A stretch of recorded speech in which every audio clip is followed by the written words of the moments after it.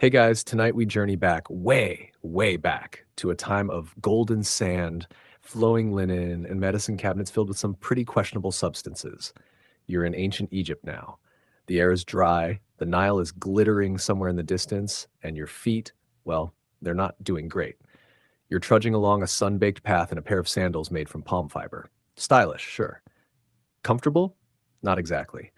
You've picked up more than a few blisters, and by now, every step feels like someone's pinching you with hot tweezers. In your hand, you're clutching a little basket. It's woven from reeds and shaking slightly. Not because you're nervous, but because it holds a tiny clay figurine meant to bring healing luck. You've been told it works better if you don't look directly at it. So naturally, you've been sneaking glances the whole walk. So before you get comfortable, take a moment to like the video and subscribe, but only if you genuinely enjoy what I do here. And let me know where you're tuning in from and what time it is where you are. Now, dim the lights, maybe turn on a fan for that soft background hum, and let's ease into tonight's journey together. You're nearing a small village tucked between the Nile's edge and the edge of what feels like the whole world. Mud brick homes lean at odd angles, sun-cracked walls dusted with sand. The smell hits first, earthy herbs, fermented something or other, and just a whisper of burning resin. Somewhere nearby, a rooster that clearly doesn't understand the concept of time lets out a confused squawk. You follow the scent to a low building that seems to hum with quiet activity. This is your destination, an apothecary of sorts. The sign above the door is nothing more than a carved ankh and a faded sketch of a loaf of bread. Because of course it is. Inside, it's cooler. The walls are lined with wooden shelves, each stacked with jars, baskets, and tightly wrapped cloth bundles. Some jars contain dried leaves. Others, well, you can't tell. One is glowing faintly green, but that's probably just the light, or mold, or glowing mold. A healer, bald with a thin braid behind one ear and eyebrows that seem to raise themselves, nods at you. He points to your feet, then to a low stool. No talking, he mutters. The gods are napping. You sit. He examines your blisters with the gentle precision of someone who's definitely seen worse, possibly involving crocodiles. Then he opens a small clay pot. You lean in and recoil slightly. The contents smell doughy and sharp. There's clearly mold inside, thick, fuzzy colonies in shades of blue and green, like a painter's abandoned brush rinse. This is the cure. He scoops a fingerful and applies it directly to your raw skin. You twitch, but he pats your knee. This one's aged well, he says, not joking. It's here, right in this moment, that your modern brain protests. Surely this is unhygienic, dangerous, incredibly questionable. But here's the thing. Historians now believe that ancient Egyptians may have, accidentally or not, discovered the antibacterial properties of moldy bread. There are papyri that mention applying bread, or bread mash to infected wounds. And while no one's saying they understood microbiology, the results speak for themselves. Fewer infections, better healing, and somehow you start to feel relief. Mainstream archaeology supports this. The Ebers Papyrus, dated to around 1550 BCE, includes hundreds of remedies. Among them are references to using moldy substances, poultices made with bread and herbs, and even hints at antiseptic materials like copper salts. Of course, historians still argue whether they knew why it worked or simply noticed that it seemed to help, Was it trial and error, divine inspiration, lucky fungus? The debate lingers like the scent of sandalwood in this tiny room. The healer wraps your foot with linen, soft, gently scented with something minty. You swear he whispers to it, or maybe to your foot. Hard to say. Outside, the heat is fading. The sky is turning the color of pomegranates. You take a step. No sting. A little bounce. You glance down at your bandaged foot and murmur a quiet thank you to the healer, to the bread, to whatever spore colony just helped you avoid infection. And yes, you still have that figurine. Its little clay grin seems slightly smug now. You don't get far before curiosity slows your stride. That bread, was it really medicine? You turn back. The apothecary's doorway yawns open behind you, the herbal smoke curling lazily out like a snake stretching after a nap. The healer is already busy with another patient, a boy with a suspiciously swollen finger and a nervous goat tied to his belt. But he nods at you to look around. So you do. Inside, your eyes adjust to the dim light and pick out baskets and platters holding things that frankly wouldn't pass modern food safety regulations. There's a tray of crusty flatbreads so stiff they might double as roof tiles. Some are smeared with honey, others are broken open and bristling with green fuzz. They're not hidden. In fact, they're displayed proudly like aging cheese at a boutique deli. You pick one up. It crumbles slightly. The smell is oddly familiar. Warm yeast, a bit sour, a hint of damp attic. You're holding medicine, sort of. Here's where things get weird. In the good, sleepy, did that really happen kind of way. Ancient Egyptians didn't just stumble on this. They baked bread in hundreds of forms, often letting it ferment long enough to grow natural molds and bacteria. In fact, fermentation was a cornerstone of their food and their medicine. Beer was brewed daily. Bread was often coarse, mixed with barley, emmer wheat, even leftover beer mash. Some loaves were purposefully left to sour or mold. Others were buried in honey to preserve them. But when it came to treating wounds, especially ones that were infected or festering, healers noticed something. Apply a paste made from moldy bread and beer mash, and the infection sometimes cleared. Now, to be clear, they weren't extracting penicillin, they weren't isolating antibiotics, but they may have observed what modern science now knows. Certain strains of mold naturally produce antibacterial compounds. Not all, of course. Some molds are just gross. But in a warm, damp climate like Egypt's, it's not far-fetched that the right strain could have shown up on someone's sandwich and saved a life. There's even evidence, though sparse and open to debate, that some of these bread poultices were recommended specifically for infections. Recipes from medical papyri like the Ebers or the Edwin Smith papyrus sometimes call for old bread or bread mash to be mixed with honey, animal fats, or even copper salts and applied to wounds. And here's the kicker. Copper, honey, and certain molds all have natural antibacterial properties. You start to piece it together, not in the lab-tested, double-blind study kind of way, but in the way that matters when you're living 3,000 years ago and someone shows up with a dog bite and a fever. If slathering on some ancient bread goo helps them walk out alive, you call it a win. And there's still that whisper of doubt. Did they know? Or did it just look impressive while smelling strong enough to scare off infection, or at least the patient? Historians still argue about intent. Were these treatments based on real outcomes or just traditional rituals passed down with prayers and guesswork? Some scholars suggest healers genuinely observed which treatments worked. Others think it was more like throwing everything at the papyrus wall and seeing what stuck. Either way, the practice persisted for generations. You reach for another tray. This one holds lumps of what looks like dough, speckled with dried herbs. You sniff. Definitely coriander. Maybe dill. Or what the ancient Egyptians considered dill. You make a mental note to not judge too harshly. After all, you're the one standing in a mud brick clinic sniffing a 3,000-year-old science experiment. Then the healer speaks, softly, distracted. The bread listens to the air, he says. It grows what the wound needs. You blink. It's poetic. It's also biologically plausible, sort of. Modern scientists have hypothesized that the environment of ancient Egypt, hot, humid in certain seasons, and filled with grains and wild yeasts, could have fostered molds similar to Penicillium species. Not consistently and definitely not in controlled conditions, but just often enough to occasionally treat someone effectively. And in a world without sterile tools, antiseptics, or vaccines, even a slight edge could mean the difference between life and a funeral boat. Your feet, still bandaged from earlier, throb a little less. The bread paste must be doing something. Or maybe it's the distraction, or the placebo effect, which, let's face it, is strong when administered by someone who believes their bread is listening to the gods.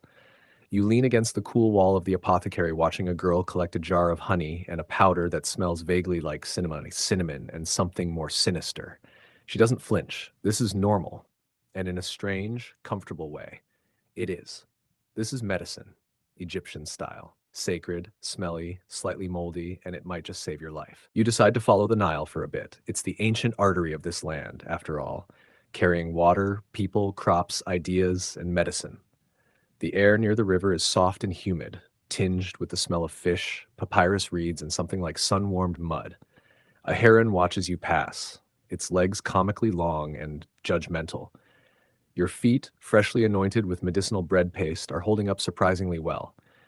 You don't exactly feel like sprinting a marathon, but you also don't feel like sawing off your legs, so that's a win.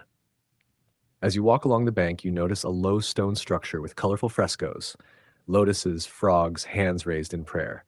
A few people gather outside, speaking in hushed voices. This, you learn, is a per-ankh, a house of life, a place where healing isn't just about the body, but the soul, the name, the very rhythm of breath. You step inside, and it's cooler here, built deliberately with thick walls and narrow windows to shield it from the desert heat. The air smells of incense and aged papyrus. It's quieter too, like sound itself is taking a nap. A priest healer in long linen robes nods at you and continues preparing what looks like a bundle of herbs and, yes, another loaf of moldy bread. He crumbles it into a basin, adds oil and honey, then chants softly under his breath. You pretend not to eavesdrop, but let's be honest, everyone eavesdrops when there's spell work involved. In ancient Egypt, medicine and religion were deeply intertwined. You don't get one without the other.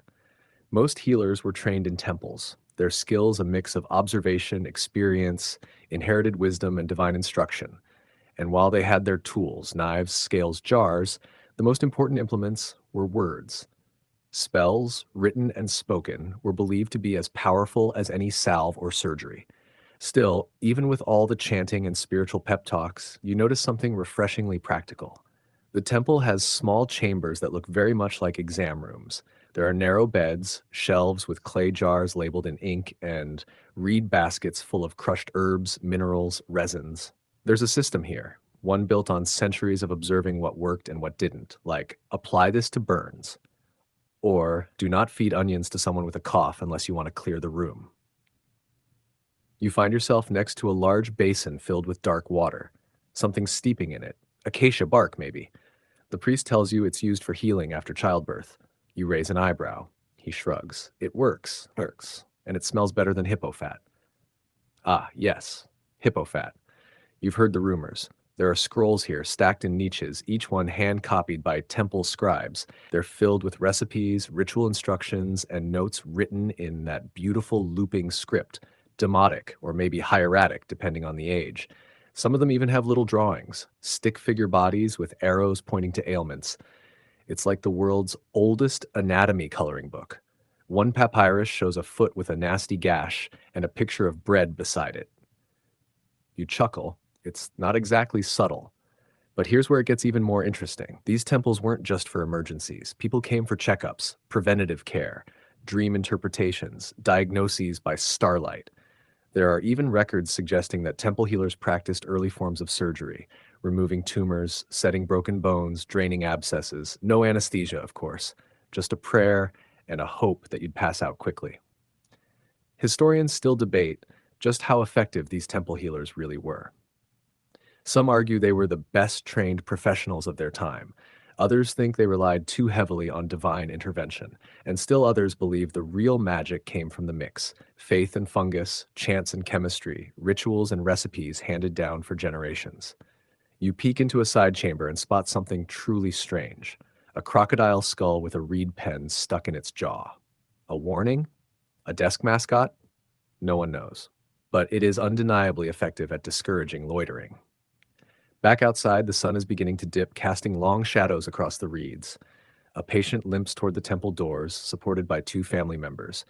You hear the clink of ceramic jars and the low murmur of comfort words repeated like a lullaby. You pause and think, this is medicine in its rawest, earliest form. Equal parts observation, tradition, and trial and error. And if that includes smearing some bread on a boil and calling it blessed by Thoth, well, at least it beats doing nothing. A boat drifts by on the Nile, trailing a soft wake behind it. Someone is playing a reed flute, the notes wavering like the air itself is falling asleep. You smile. You're not healed, not entirely, but something in the stillness, in the smell of river wind and ancient loaves, makes you feel just a little more whole. You wander farther into the village, your pace slow and steady, like the ox carts hauling papyrus down toward the water's edge. The air is thick with warmth, but your footsteps fall softly now, almost forgotten thanks to the healer's mysterious mold poultice. A faint humming draws you into a shaded courtyard tucked behind a row of grain storage rooms. Under a canopy of woven reeds, two scribes sit cross-legged, writing carefully on long scrolls.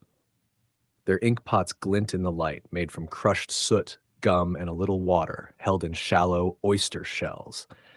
You try not to trip on a sleepy cat sprawled across a pile of reed pens like it owns the place, which, honestly, it probably does. This isn't just any courtyard. It's a quiet corner of a temple complex devoted to healing. Think of it as part library, part pharmacy, part waiting room with a very judgmental ibis perched on the roof. You're here to witness something fascinating, the place where spiritual texts and medical recipes meet. The scribes pause their writing to rest their eyes, and you're allowed to peek at the scrolls. One is covered with fine, tight lines, rows of what look like spells but are, in fact, a treatment log. It details how many drops of lotus oil to use for earaches, how to wrap a wound in 7 layers of linen, and yes, how to apply fermented bread mash to an abscess, then pray to Sekhmet for mercy. Another scroll is more illustrative. At the top is a figure, maybe a patient, with lines drawn to indicate the flow of energy or spirit, the Ka. Down the side, the scribe has listed symptoms like weeping sores, burning joints, and sneezing when the moon is full. A few of these are probably just allergic reactions, but you're not going to argue with centuries of tradition while you're a guest. A breeze stirs the air, and one of the scribes lights a bit of myrrh to keep the flies away. The smoke curls like script in the sky, fragrant and oddly calming. You ask about the scribes themselves, and you learn something surprising. These aren't just copyists. They're medjay, guardians of knowledge, trained not only to write, but to interpret. They're expected to understand the rituals, the body, the stars, and, most importantly, the will of the gods. It's like going to your pharmacist and having them also explain astrology, psychology, and whether you offend a deity by skipping yesterday's offering. Nearby, another healer grinds something in a stone mortar. You wander over to peek. It's garlic, ground into a sharp-smelling paste, then mixed with honey and a splash of beer. This, apparently, is good for stomach issues, sore throats, or general weakness of the spirit. You raise an eyebrow and the healer shrugs. It works, he says, and then adds with a smile, and it keeps away nosy relatives. You're beginning to see the pattern. Egyptian medicine, for all its divine associations, isn't just mystical fluff. There's a logic to it. The honey, antibacterial. The garlic, antifungal and antimicrobial, as modern science would later confirm. The beer, full of fermented yeast, sometimes laced with helpful molds. Even the linen bandages soaked in oils or resins had antimicrobial properties. It wasn't germ theory. It was experience theory. And yet, despite all the practical tools, there's still that reverence. Like every cure must walk hand in hand with the gods. Every poultice is a prayer. Every dose a divine nudge toward balance. You notice a basket of tiny carved amulets sitting near the scribe's tools. They're shaped like eyes, cats, ankhs, and frogs. Each one offers a different kind of protection against infection, spirits, or the ever-dreaded bad breath. Some of these charms are later added to medicine bundles, pressed into doughs, or hung near sleeping patients. Does it help? Who's to say? But when you're feverish and scared, believing in a carved frog that keeps away evil can be as powerful as any drug. Historians still argue whether these practices were placebo, psychosomatic, or just plain effective. Some scholars point to the longevity of Egyptian healing traditions. They were used, adapted, and respected for thousands of years. Others point to the lack of surgical advancement and dismiss it all as magical thinking. But standing here, surrounded by patient scribes and the scent of crushed herbs, you begin to understand. The medicine works not just on the body, but on the story you tell yourself. You're not alone. You're not helpless. You are being cared for, protected by gods and hands and time-honored moldy bread. A boy hurries in with a bruised knee and a tear-streaked face. He's handed a scrap of bread, a kiss on the forehead, and a spell murmured into his ear. He leaves smiling. You exhale, finally sitting on a low stool beneath a pomegranate tree. The temple courtyard feels less like a place of study now, and more like a living organism, where every scroll, jar, and chant is part of something larger. The sun dips lower, painting the walls in amber. A nearby bowl of bread mash bubbles quietly, like it knows something you don't. Maybe it does. A woman cries out from a chamber nearby, not in agony exactly, but in the strained voice of someone who's trying very hard not to scream while someone else applies something cold to an open wound. You glance toward the doorway, And before you can decide whether to keep walking or awkwardly pretend you didn't hear that, a healer beckons you in. It seems you've been upgraded from curious bystander to curious assistant. Congratulations.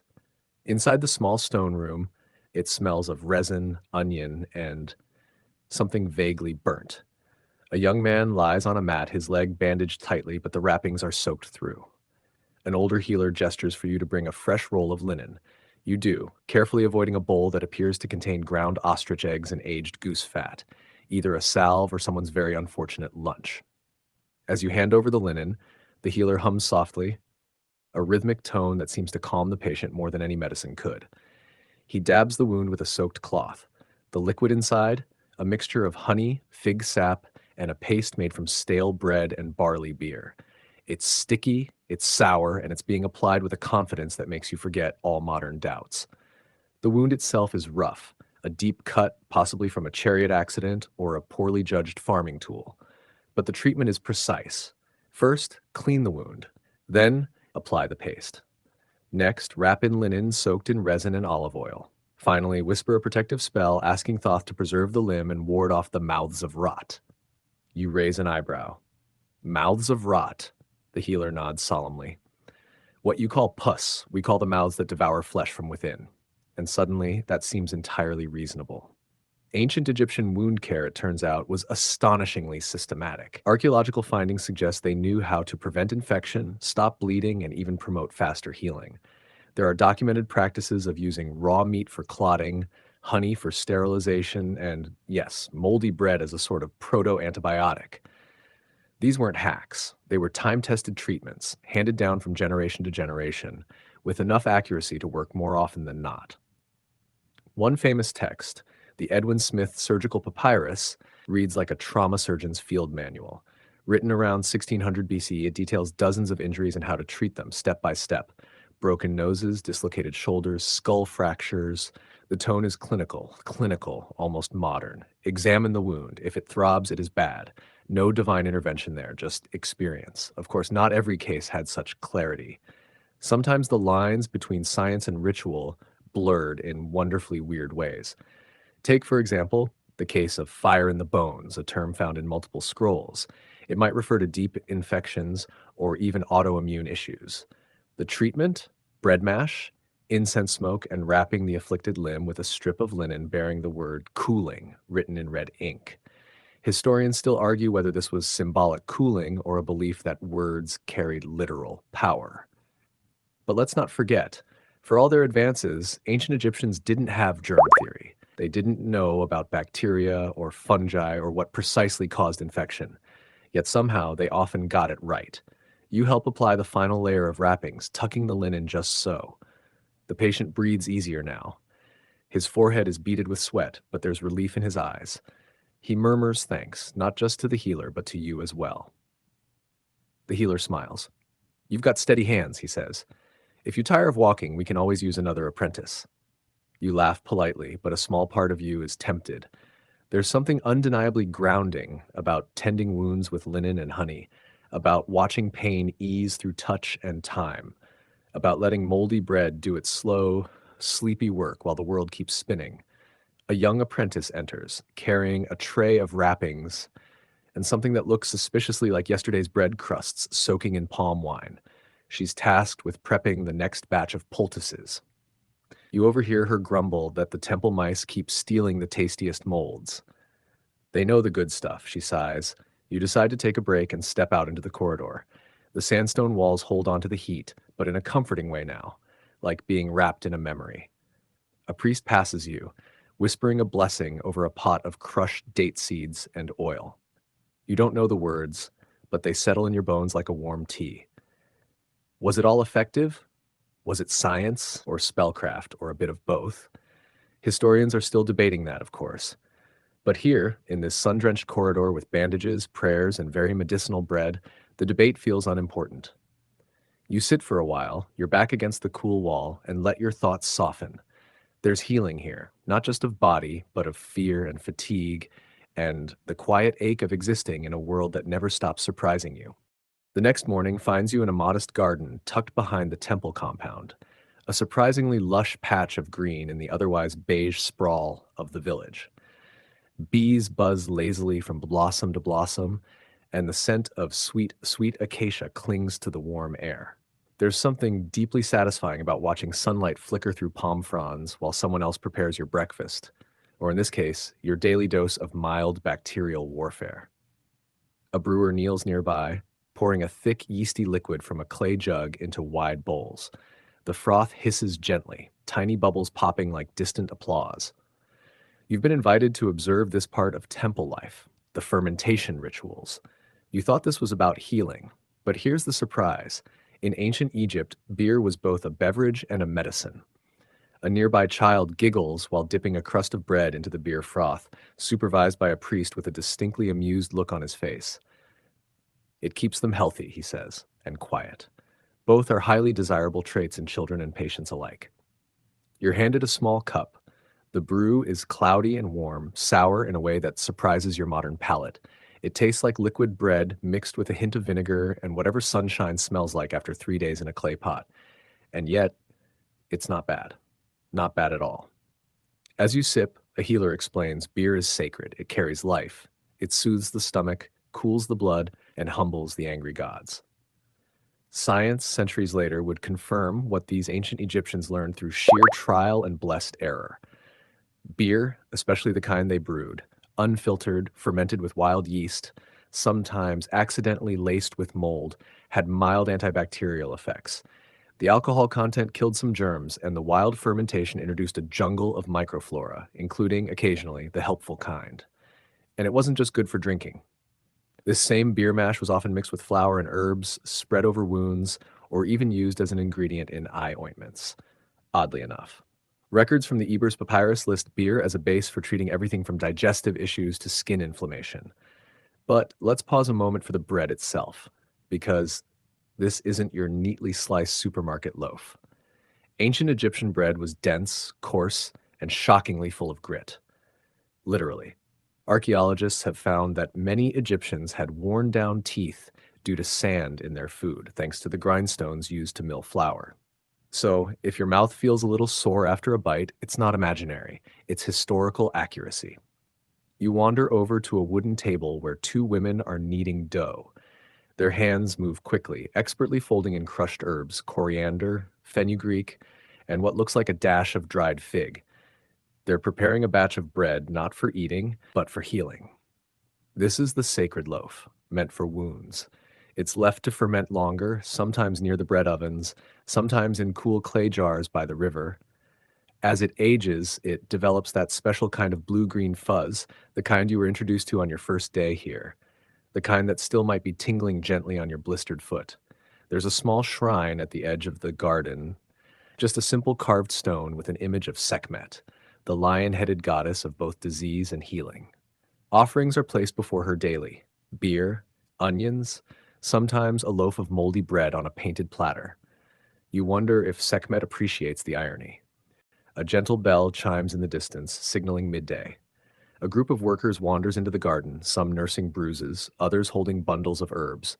One man's arm is wrapped in a poultice that smells suspiciously like beer and mustard. He's smiling, though, so it must be working. You strike up a conversation with one of the older workers. His name is Hori, and he swears by moldy bread. "Saved my leg," he says proudly, lifting his hem to show a scar that snakes down his shin like a dried river. Cut it open on a reed scythe. Nearly lost it, but the healer packed it with bread and beer for days. Stank like a donkey's mouth. But I still have both feet. You laugh softly, and he grins. Sometimes the gods help, sometimes it's the bread. Who knows? Historians still wrestle with this balance of belief and biology. Was it intention or intuition? Did these people know they were cultivating antimicrobial agents, or were they simply obeying tradition that, by chance, had real medical value? No one agrees. But here, among the bees and barley, the argument seems beside the point. Healing, after all, doesn't always require full understanding. Sometimes it just requires bread that bites back. The sun rises higher, the garden growing drowsy in its heat. You lie back in the shade, lulled by the buzz of life and the faint smell of barley mash. A soft wind rustles the reeds. Somewhere a cat meows with lazy authority.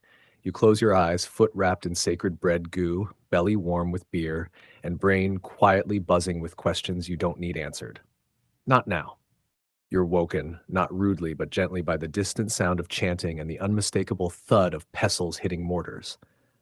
It's mid-afternoon now, and the garden hums with that sleepy tension where everything continues moving, but just a little slower, like the heat itself has pushed time into half speed. As you sit up and stretch, something twinges in your jaw. Ah! Right. That dull ache from the back of your mouth. The one you've been trying to ignore since you arrived. A toothache. You glance at a passing healer and gesture vaguely toward your cheek. He nods knowingly and beckons you toward a shaded alcove near the edge of the courtyard.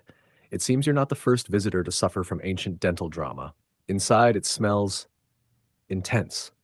Peppermint, maybe. Burned resin.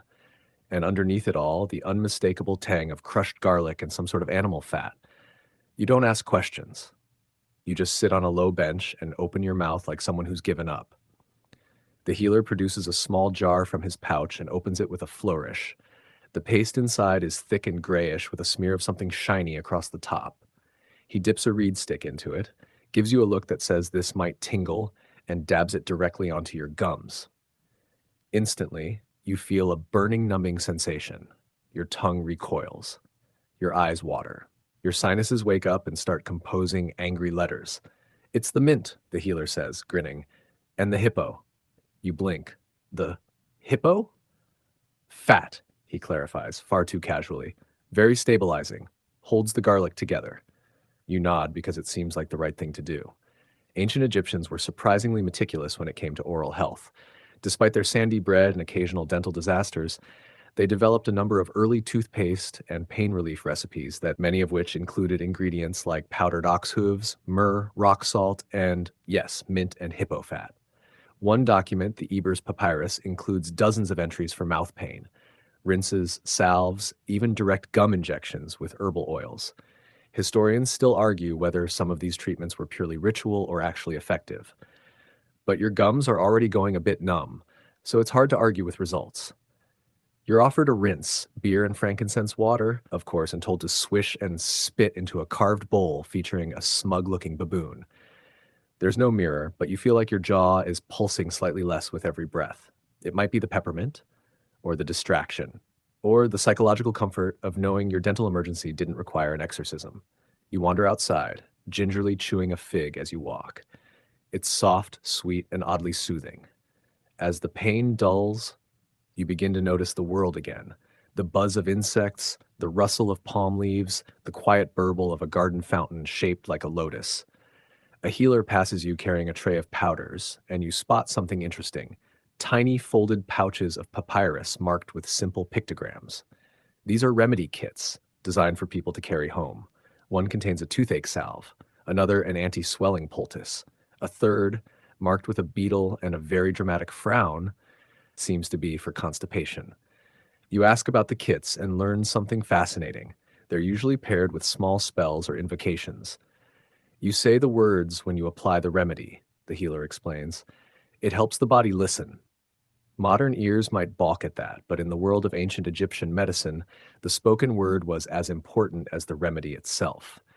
Everything had a ritual component. A poultice without a prayer was like a chariot without a wheel.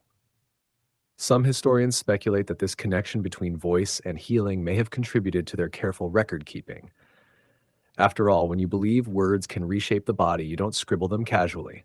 You draft, recite, and memorize. Healing wasn't just hands-on, it was voice-forward. Even you find yourself muttering a little phrase under your breath as you touch your jaw again. You don't know what it means. You just heard the healer say it once. But the rhythm feels comforting. You pass a young girl holding a small clay doll and a bundle of herbs tied in twine. She watches you quietly, then breaks into a smile when she notices your lopsided chewing. The hippo works, she says, giggling. You return the smile, your mouth still tingling. Maybe she's right. As the sun tips toward the west, painting the walls in golden angles, you feel lighter.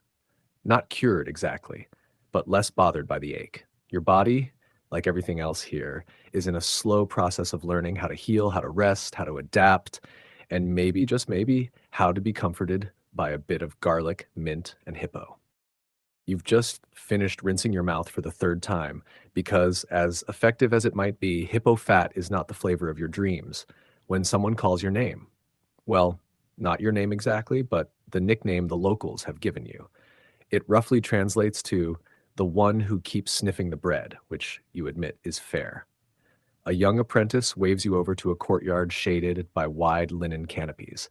Underneath, healers are gathered around a wide, flat table cluttered with baskets of herbs, animal bones, oils, and, unsurprisingly, more bread crusts. Today, you've been invited to observe something truly fascinating: the making of a full body medicinal treatment, meant for everything from fevers to mysterious rashes to what one scroll dramatically refers to as internal heat that causes screaming. You sit cross-legged as a senior healer begins mixing ingredients into a large bowl. There's honey, of course, always honey, then crushed barley, a splash of palm wine, powdered acacia bark, and for good measure, a scrap of stale sourdough mashed into the mixture like it owed someone money. This is for fever, he explains, stirring with a reed. But we prepare it with cooling intentions. The gods listen, so do the ingredients. He gestures for you to smell the mix. You lean in cautiously. It's earthy, like sour porridge mixed with garden soil and just a hint of mint. Not exactly delicious, but not offensive. You nodded sagely because you've learned that sage nodding makes people think you understand ancient healing arts. As the mixture is set aside to ferment, because of course it needs to ferment, the group turns to preparing what they call a laying on bundle. It's essentially a therapeutic wrap. Layers of linen soaked in medicinal oils and plant extracts wrapped around the patient's limbs or chest to draw out heat or calm inflammation. Today's patient is an older man with what looks like a rash across his arms. He lies down without complaint, and the apprentices begin wrapping the soaked linens with the care of someone tucking in a sacred relic. You help tentatively at first. The linen is damp and smells faintly of cumin and myrrh. The elder's eyes are closed, but there's a peacefulness about him. Like the act of being treated is as important as the treatment itself. And here's something you notice. Everything here is deliberate, measured, slow. The linen is applied in overlapping spirals. A chant is spoken, something about cool waters and the moon's breath. A healer brushes a feather gently across the patient's forehead, not as a medicine, but as a ritual of calm. Historians still debate whether these treatments were scientifically effective, but there's little doubt that they were deeply soothing, both physically and emotionally. And when it comes to healing, that's not nothing.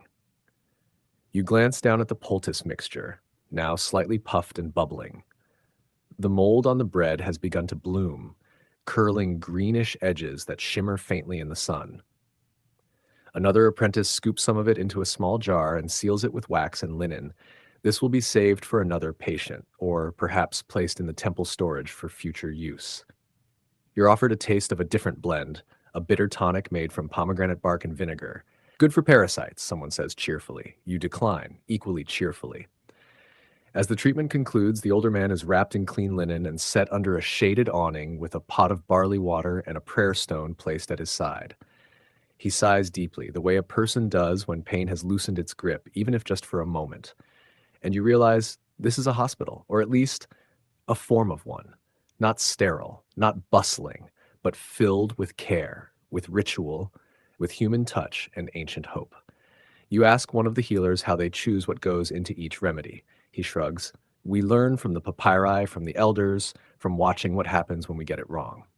A very honest answer.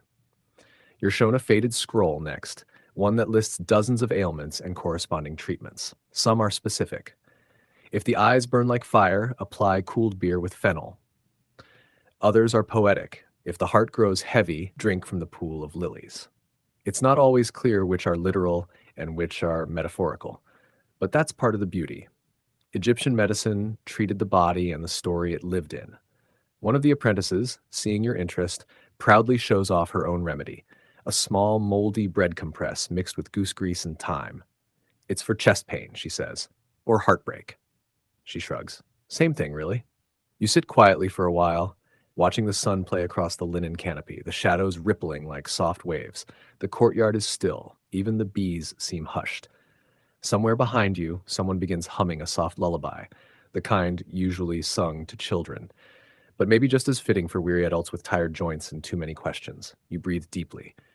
The air is warm, fragrant, ancient, and somewhere in that moment, wrapped in linen, medicine, and myth, you begin to understand the strange comfort of it all.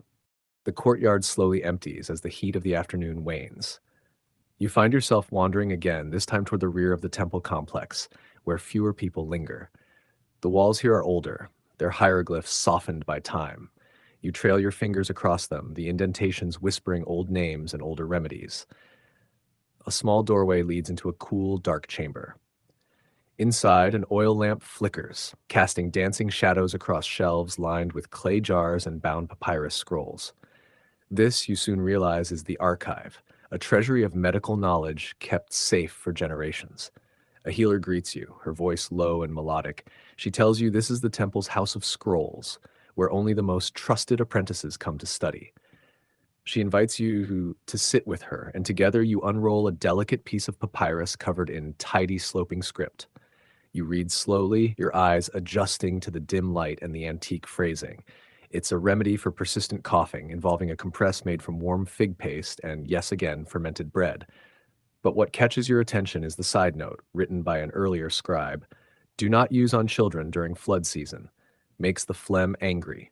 You pause and blink. Makes the phlegm angry? The healer laughs quietly. Some of the old scrolls get poetic. Still, there's a kind of observational genius behind it. The healers didn't just follow recipes blindly. They adjusted treatments based on the seasons, the patient's age, even the humidity in the air.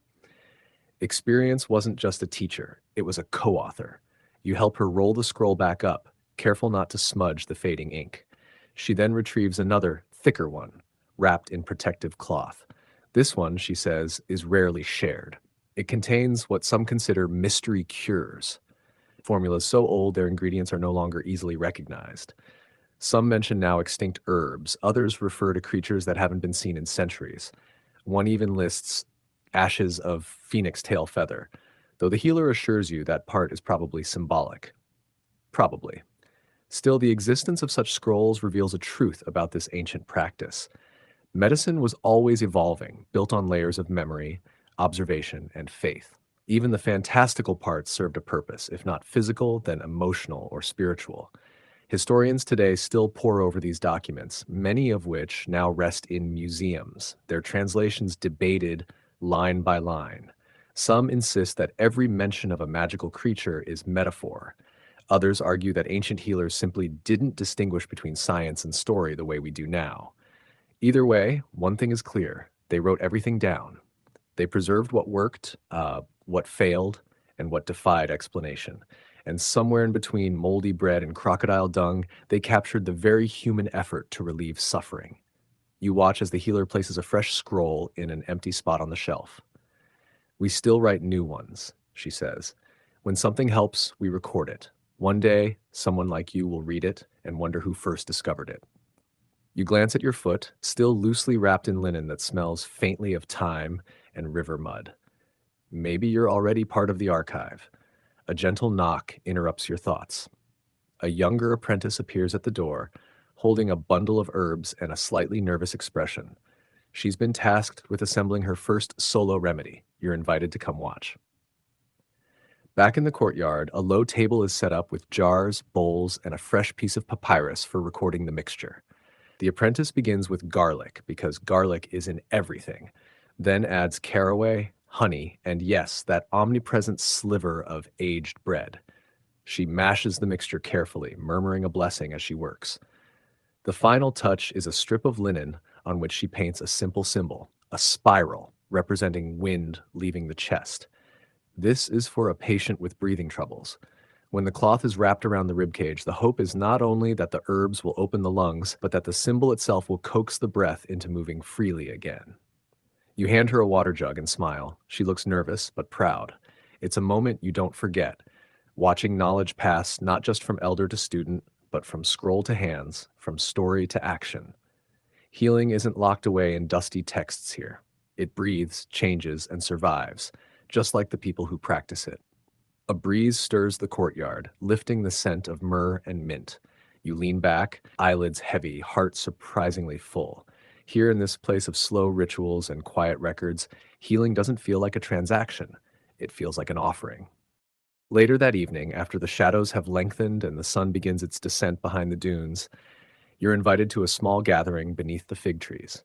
A few of the temple's healers, apprentices, and even patients have gathered on mats spread with bowls of fruit, small jugs of beer, and, because of course, yet more bread. But tonight's bread isn't for poultices or bandages. It's roasted, golden, and topped with sesame seeds.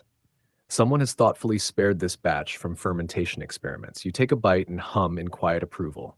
The conversation flows softly around you, voices relaxed and musical. Um, a healer begins telling a story, a folk tale by the sound of it, about a fisherman who used stale bread to heal a wounded crocodile. The crocodile naturally rewarded him by guiding his boat safely through a fog of vengeful spirits, as one does. Everyone chuckles gently at the absurdity, but no one questions the deeper message. Bread heals, even when logic says otherwise.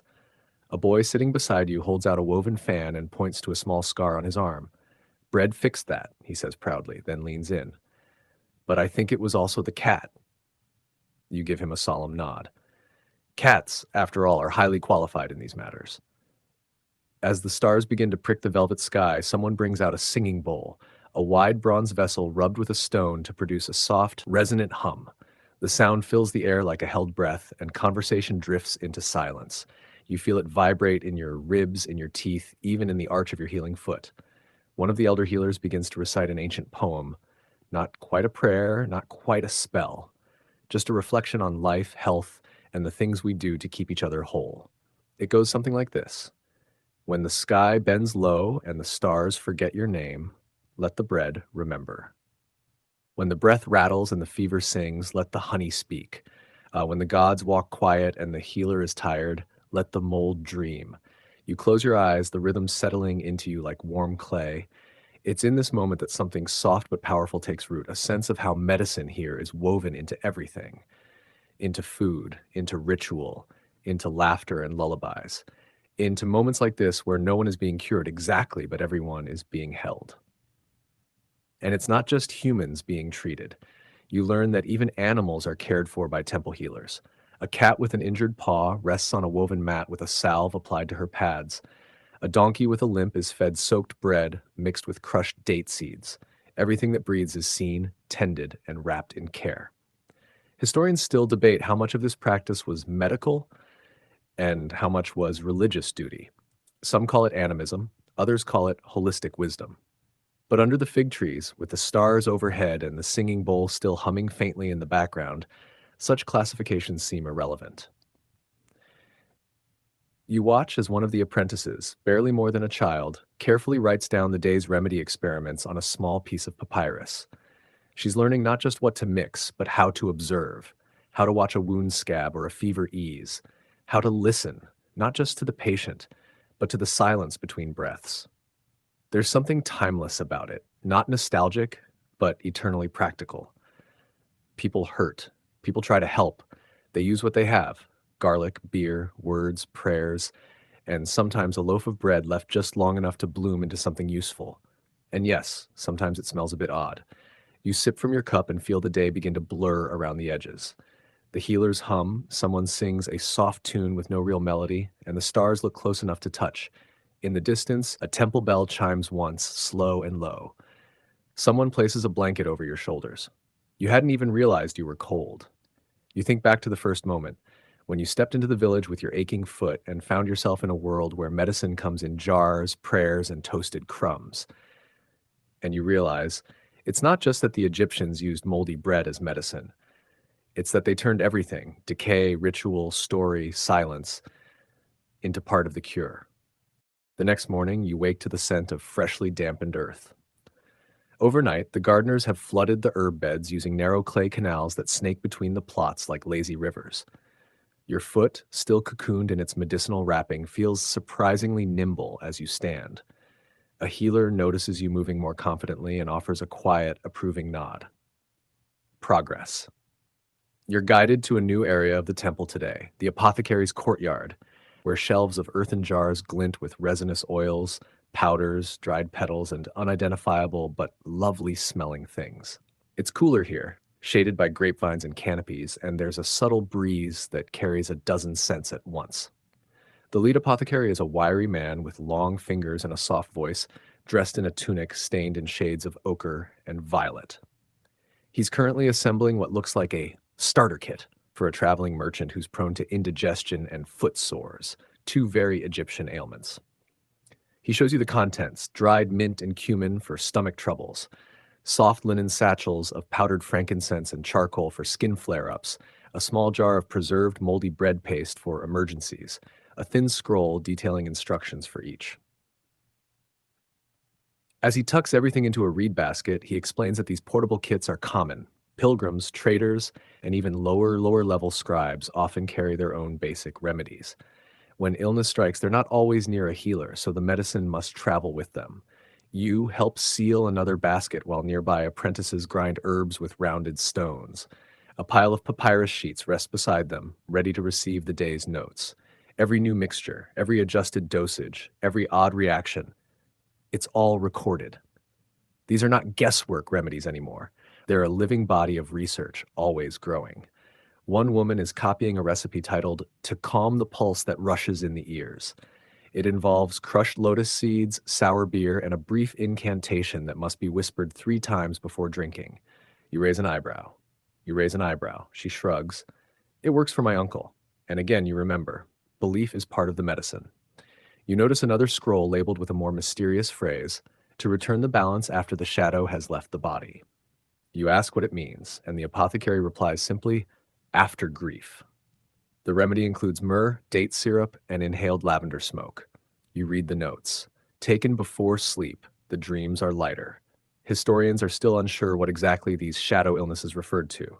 Were they depression, night terrors, or a kind of spiritual exhaustion? Whatever the case, the ancient Egyptians didn't separate mental and physical health. They treated sadness with scent, stillness, and sweetness. There's even a shelf of remedies for healers themselves, those who grow tired from caring. Jars labeled with poetic names: Spirit of the Wind, the Oil of Holding On, and Smoke for Days When the Moon is Too Quiet. These aren't formulas so much as gestures, and yet you suspect they might work better than anything in a modern first aid kit.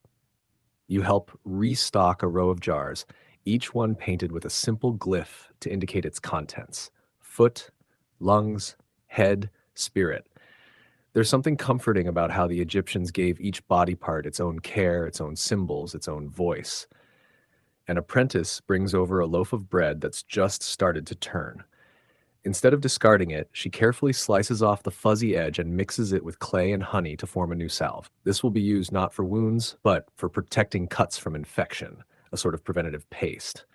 She labels it, seals it, and places it on a shelf next to a jar marked "To Prevent the Bite of the Sun."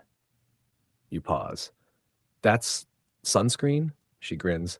"Crocodile dung, crushed lotus, and milk." You very politely do not ask for a sample. By now, the courtyard has begun to fill with golden light. The apothecary's team finishes labeling the day's mixtures, and you're handed a small pouch as thanks for your help.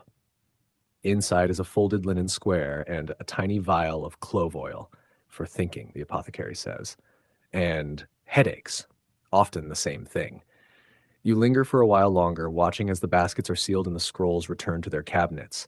You realize how deeply these people trust their own process, how much care is given to details, how thoroughly they've observed the world around them. For all their talk of gods and spells, the healers are also scientists, archivists, and poets. They've taken moldy bread and made it a pillar of public health. They've woven medicine into daily life so seamlessly that a loaf can be lunch or lifesaver depending on how it's sliced. And that, you think, is maybe the most magical part of all. The air is thick with evening warmth as you're led to one of the quieter temple chambers, a narrow room with mud brick walls and shelves carved directly into the stone. It's cooler here, hushed like a library that's forgotten how to speak. The healer who guides you carries a torch and explains in a near whisper, "This is where we keep the failed remedies." You blink. "You mean the ones that didn't work?" She nods solemnly. "Or that worked too well?" There's a small table in the center with bound reed scrolls and clay tablets, each one labeled with a black scarab, a symbol for transformation or, depending on context, caution. You flip through one gently, and your eyes land on a phrase: "Do not mix the yellow mold with red fig oil. The heat rises too fast."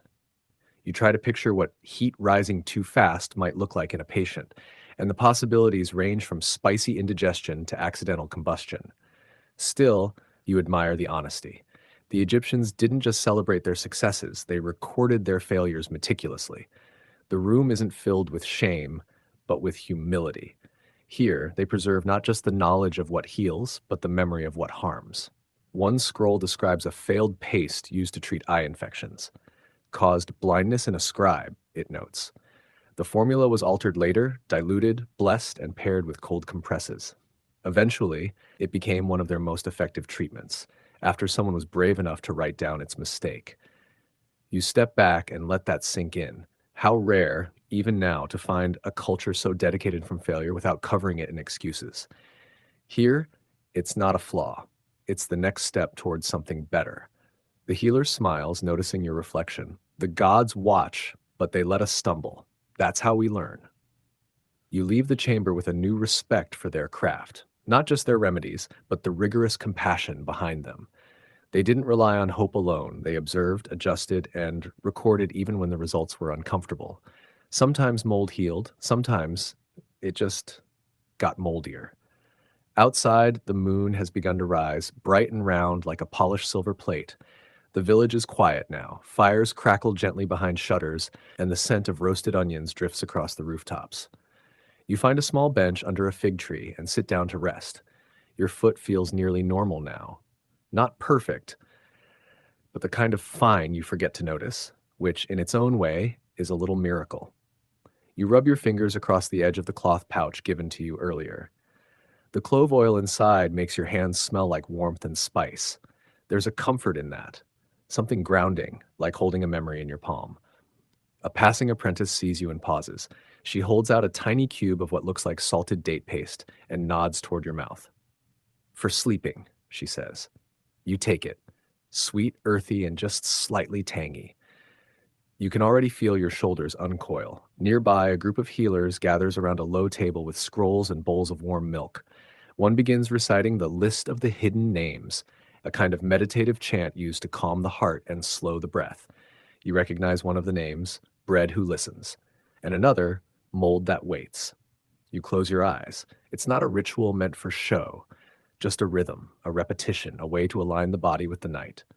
Historians still argue whether ancient Egyptian medicine was more spiritual than scientific or vice versa, but here in this quiet corner of their world, it doesn't seem like an either-or situation. It's both. Utterly entwined, mold and myth, pulp and prayer. The failures, the healings, the burns, the blessings, they're all written down, not for punishment, but for preservation. For whoever comes next. Maybe that's you. You lean back, watching the moon slide higher, its light silvering the edges of temple stones and papyrus leaves, a soft rustle in the fig branches above you, and a cat jumps down silently to curl beside your feet. Your breath deepens, your thoughts slow. And the word that returns again and again, circling your mind like a whispered lullaby, is this: care. It's early morning again.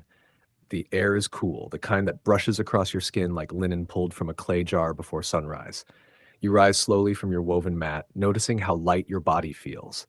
No throbbing in the foot, no ache in the jaw, just that pleasing stiffness of sleep. Well slept. Today you're invited to a different kind of healing ritual, one not done in the shade of gardens or courtyards, but near the edge of the Nile itself. The river is lower now, lazily curling through mudflats where ibis birds peck at unseen breakfast. A priest waits near a reed-covered shelter. He's older, his tunic sun-bleached and his hands stained dark with oils. He greets you with a nod and gestures toward the collection of pots and bundles at his side. Today's ritual, he explains, is for purification, not just of the body, but of memory. You raise an eyebrow, perhaps a bit too modern in your skepticism, but you follow him anyway, past the groves live toward a small pool fed by a side channel of the Nile. It glimmers like a cracked mirror beneath the sun. Here, patients come when they feel unwell but cannot explain why. The heaviness, the fog, the feeling of being frayed at the edges. There's no wound to bandage, no swelling to soothe, just something off. You sit on a smooth stone as the priest begins preparing a mixture in a wide clay bowl. Crushed blue lotus petals, honey, a bit of aged bread soaked until soft, and an infusion made from wild herbs that grow only where the river meets the reeds. The aroma is strange and sweet, with a sharpness that catches in your nose and then disappears. He applies the mixture to your palms and soles, working it in with firm, practiced strokes. It's not unpleasant. It's grounding, gritty, warm, and faintly ticklish. As he works, he murmurs softly in a rhythm that matches your breath, something about the weaving of the self back into place. The ancient Egyptians didn't always separate the body from the spirit. They believed that illness could arise from the soul misaligning, wandering, or forgetting its purpose. This wasn't mystical indulgence, it was a holistic approach, one that included the emotional, the spiritual, and the mundane all in one breath. You watch a young man enter the pool, his shoulders stiff with invisible burdens. A healer on the bank recites verses while gently pouring cool water across his back with a ladle carved in the shape of a duck.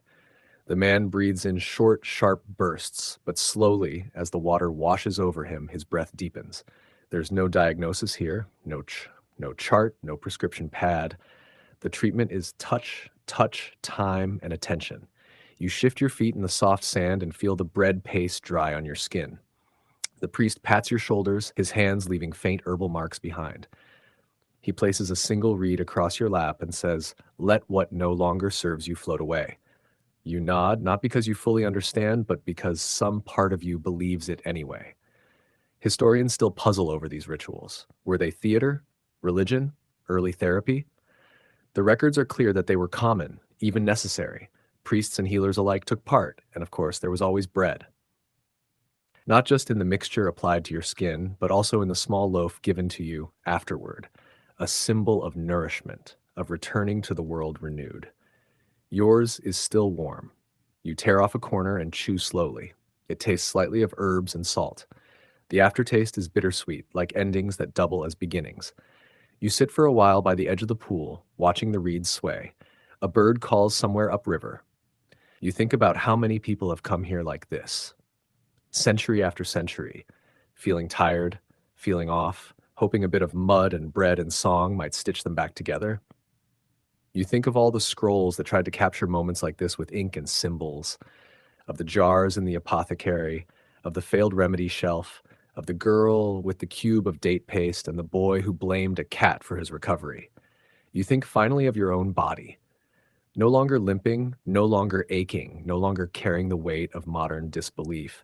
And in this silence, you understand the secret. Healing doesn't always explain itself. Sometimes it just happens. Sometimes you just feel better, and you let it. As the sun climbs higher, you make your way back toward the inner temple, retracing familiar paths now softened by memory. You pass through the scent of crushed myrrh, beneath the canopy where the elder hummed beneath fig trees, past the alcove where your tooth had its memorable mint and hippo fat moment. Today feels quieter, not because fewer people are around, but because you've begun to understand the rhythm of this place. The steady heartbeat of ancient care, pulsing softly beneath every basket, every scroll, every chant whispered at dusk. You're drawn back to the garden, a sanctuary within a sanctuary. Bees hum low over wildflowers. A pair of temple cats nap in the shade of an olive tree, limbs stretched in absolute faith that the world means them no harm. Nearby, a group of apprentices is gathered around a healer who's teaching something new today, diagnosing by listening. No pressing, no prodding, just ears, eyes, and breath. You sit at the edge of the circle, curious. The healer holds up a flat, palm-sized stone and taps it gently against his own chest. When you listen, he says, you do not listen to find answers. You listen to notice patterns. He places the stone over his heart, then against his belly. Everything makes music. Illness is often a disharmony. You watch as each apprentice takes turns listening to each other with the flat stone, the way someone might listen to a seashell and expect to hear the ocean. But here, they're listening for changes, for shallow breaths, for tremors in the voice, for silence. It reminds you of a scroll you once saw in a museum exhibit, badly cracked but just legible, It mentioned the heart that dances too fast, the liver that sings sadly. It didn't sound like medicine at the time. Now it does. Historians still argue whether these poetic diagnoses had measurable accuracy. But you're beginning to suspect that their true power wasn't just in naming symptoms. It was in reminding the patient that someone was listening, that someone cared enough to hear the quiet things. A nearby apprentice beckons you over. She gently places the stone over your wrist and closes her eyes, as if tuning into some ancient radio. You hold your breath without meaning to, but she smiles and says, "Normal, a little fast, but your sleep is coming soon." You chuckle. "That obvious, huh?" She nods toward the cats. "You're blinking like them." You leave her to her studies and walk deeper into the garden, where the medicinal herbs are kept. The chamomile is blooming, its tiny white petals swaying in the breeze. The thyme has thickened since your first day here, and beneath the date palms, an older healer is sorting through discarded bits of bread, selecting the best moldy slices for fermentation. You crouch beside him and ask what he's looking for. "Texture," he says, "and tone." You blink. "Tone?" He smiles and taps one of the crusts against a stone. It makes a dull sound. Then another. This one rings slightly brighter. "This one's ready," he says, placing it in a small clay bowl. You want to laugh. You also want to believe, so you nod instead and ask to try. He hands you a crust. You tap. Dull. You try again. Still dull. On the third try, a soft echo. He grins and says, "That's the one. You have the ear." You're not sure what you've learned, but you feel unreasonably proud. The healer begins mashing the crust with a splash of date beer and a few sprigs of dried fennel. He hums as he works, then glances at you. "Do you know why we use old bread?" You raise an eyebrow, ready for a scientific explanation. "Because it remembers." You pause. "It has already changed," he says. "It has begun to break down, to transform, and that makes it wise." You sit in silence, letting those words settle. The bread remembers. You think of your own body, how it too has begun to soften around the edges, not in weakness, but in understanding, in adaptation, in rest. You look up. The sky is high and bright. A hawk circles far overhead, the only sharp edge in an otherwise gentle world. And you realize you've been taught by healers, by scrolls, by cats, by bread. But most of all, you've been taught by slowness, by the rhythm of attention, by the music of care. And in that stillness, you've begun to remember too. Your final day begins with the soft patter of a broom sweeping sand from temple stones. The scent of cinnamon bread rises with the morning heat, curling through the halls like incense that forgot its spiritual duties and went straight to your stomach. You rise slowly, reluctantly, as if your bones already know it's time to leave and are politely protesting. In the courtyard, a small crowd has gathered, not in ceremony, but in rhythm. There's no grand farewell planned for you, no parade of cats waving goodbye, just the usual hum of life. And somehow, that feels exactly right. The healer who first greeted you on your arrival hands you a folded bundle.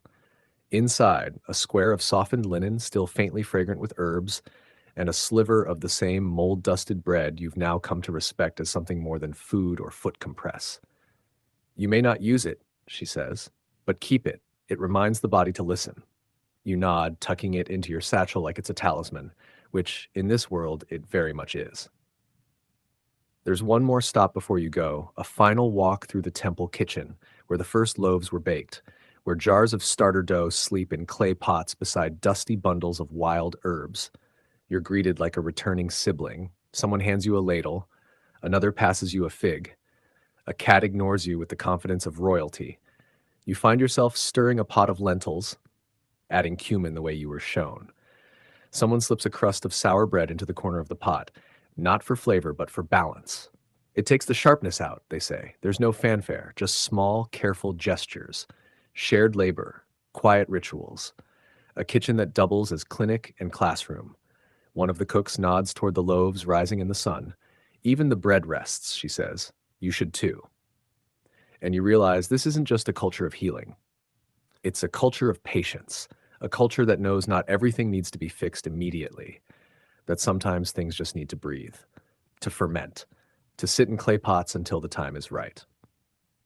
Historians may never agree on how much of Egyptian medicine was myth, metaphor, or microbiology, but here in this sacred kitchen of stale crusts and slow hands, you've learned something no scroll could teach, that healing can come from mold, from honey, from quiet hands and careful listening, from belief, from laughter, from bread that remembers.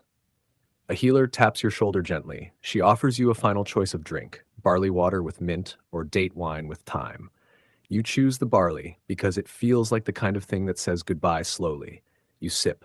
It's cool, faintly sweet, and grounding. The sun is nearly overhead now. Time to go. You pass through the gates without fanfare. No one insists you stay.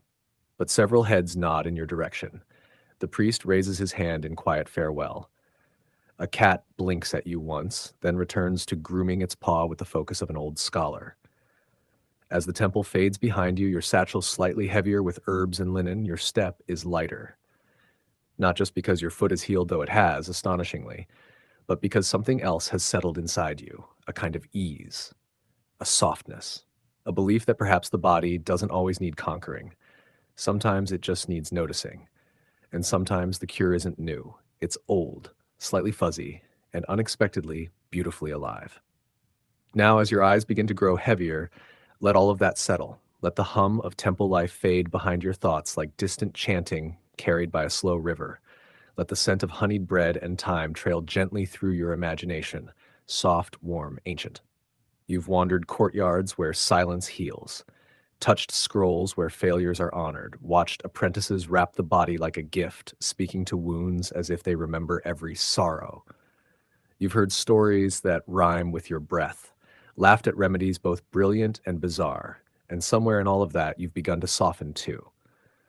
Let your muscles loosen like cloth unwinding from tired limbs. Let your mind float for a while, like a lotus drifting in Nile currents. No rushing now, nothing left to do but drift into quiet.